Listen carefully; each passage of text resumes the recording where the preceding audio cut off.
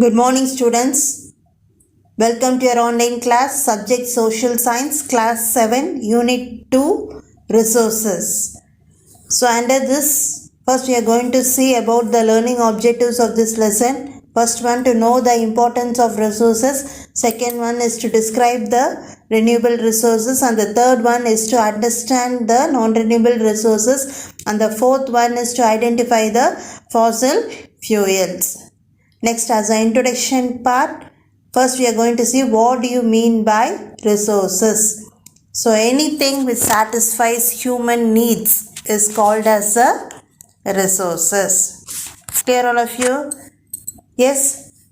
Next one, under natural resources. Resources that exist without human action is called as a natural resource. That is, human involvement will not be there. It will be obtained naturally. That is called as a natural resources.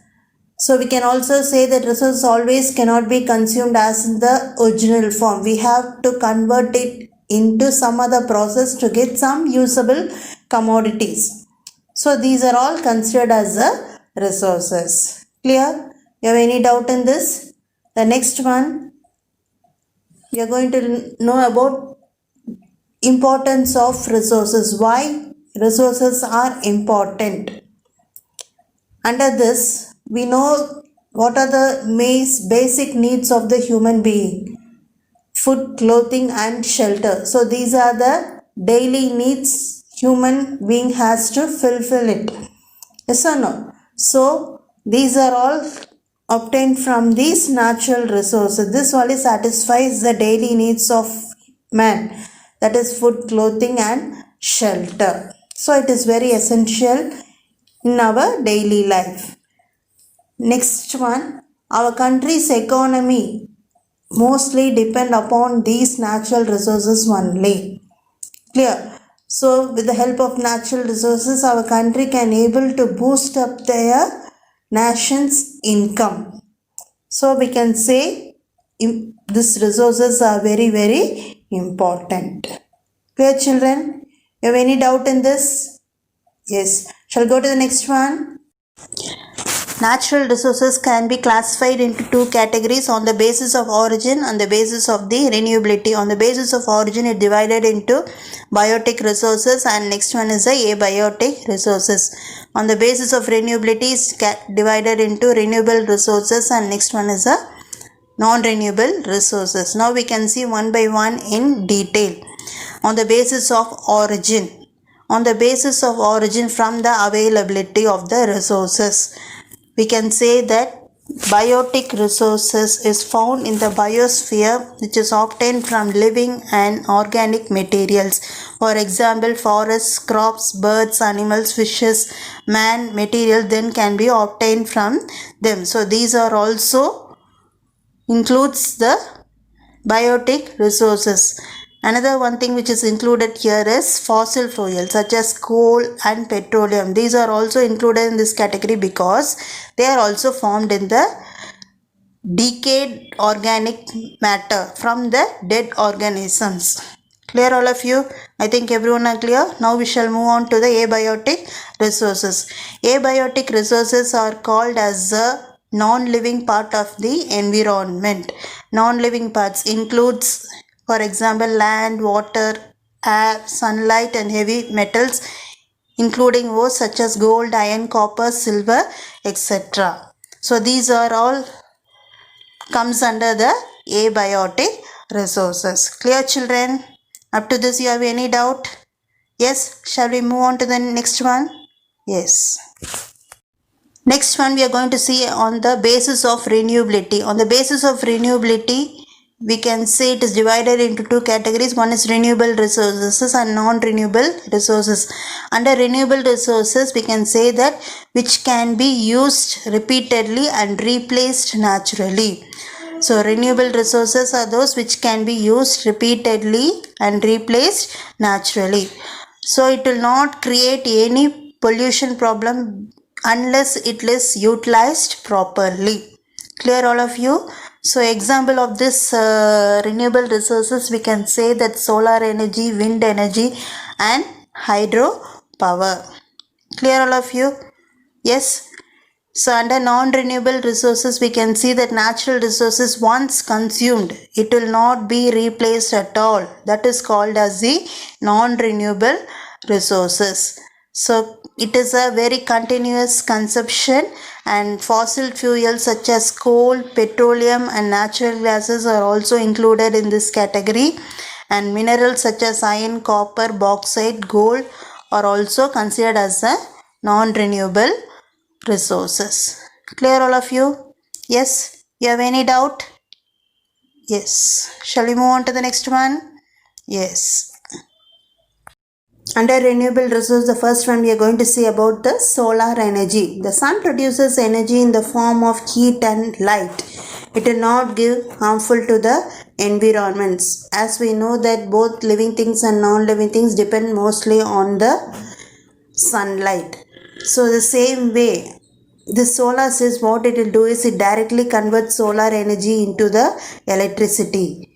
As individual solar cells in group panel, what they will do is they will perform small applications from charging the calculator or watch batteries or to some large house dwellings. Yes, so they can say what are the major utilizers of solar energy in the world are like India, China, Japan, Italy and states of America.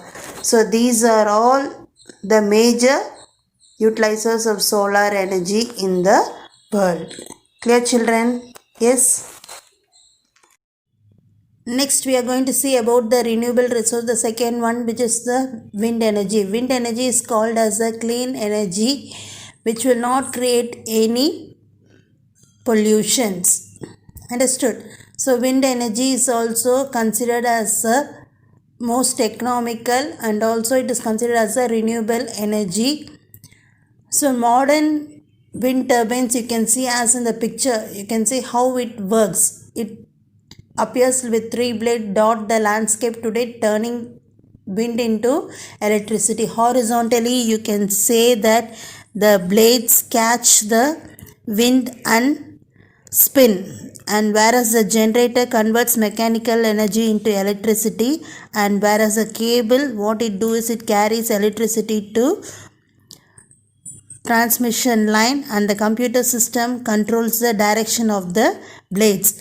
And the major wind producing countries are United States, China, Germany, Spain, India, United Kingdom, Canada and also the Brazil. So these are the major producing wind energy in the world.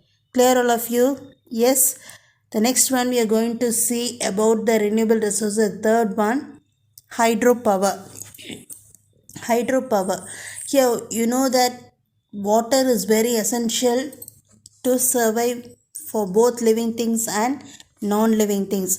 So water is considered as a great source of energy, and nowadays you can say that water is used for producing hydroelectric power. How this hydroelectricity power is generated means it moves from moving water with high velocity. What do you mean by high velocity? High speed, and with great falls with the help of the turbines and dynamos. Turbines and dynamos are nothing but a device used for converting into the electricity.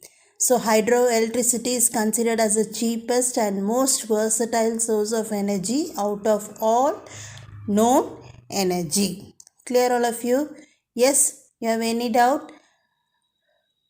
Then hydroelectric power is also considered as a renewable resource. China, Canada, Brazil, United States are all some countries producing hydroelectricity. Out of these countries, China is the largest producer of the hydroelectricity. In the above picture, you can see the working power of the hydropower. Clear all of you? Yes? You have any doubt? Shall we go to the next one? Yes.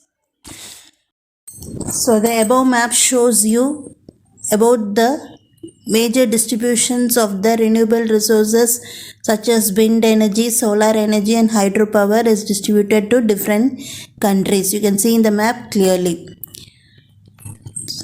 The next one we have going to see about the most important power project, that is called as the Kamuti Solar Power Project, which is also one of the world's largest solar power project in the world. And where it is situated is, it is situated in Ramanathapuram district. And when was it completed? It was completed on 21st September 2016, and the investment of this project comes around nearly 4,550 crores.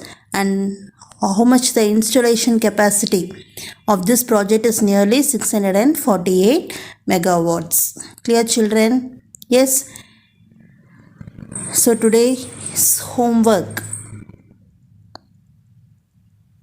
is, first one, defined resources, and second one is differentiate between the biotic resources and also the abiotic resources. So today's session, what all we have learned? We have learned about what is resources and what are the classifications of natural resources.